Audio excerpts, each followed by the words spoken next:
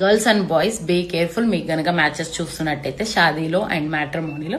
So మ్యాట్రిమోనీలో అయితే చాలా scammers ఎక్కువైపోయారు. అమ్మాయిల మంచి అందమైన ఫొటోస్ పెట్టేసి, నా ఫ్రెండ్ కి జరిగింది ఇలా. సో అందమైన అమ్మాయిల ఫొటోస్ పెట్టేసి రిక్వెస్ట్ పంపించి దాని తర్వాత వీడియో కాల్ లో కనెక్ట్ అయినాక దాని తర్వాత న్యూడిటీగా వీడియో అనేది షూట్ చేసి వాళ్ళనైతే బ్లాక్మెయిల్ చేయడం జరుగుతుంది.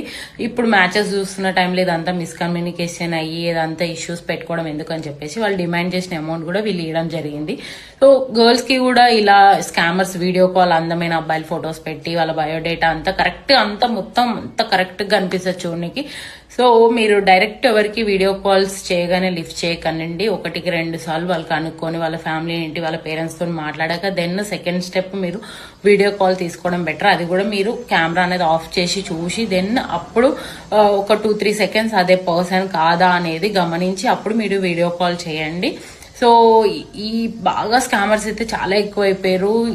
ఈ టైంలో ఈ మ్యాచెస్ చూస్తున్న టైంలో ఇలా అవుతే ఎవరు తీసుకోలేరు, అది అబ్బాయి అయినా అమ్మాయి అయినా సరే.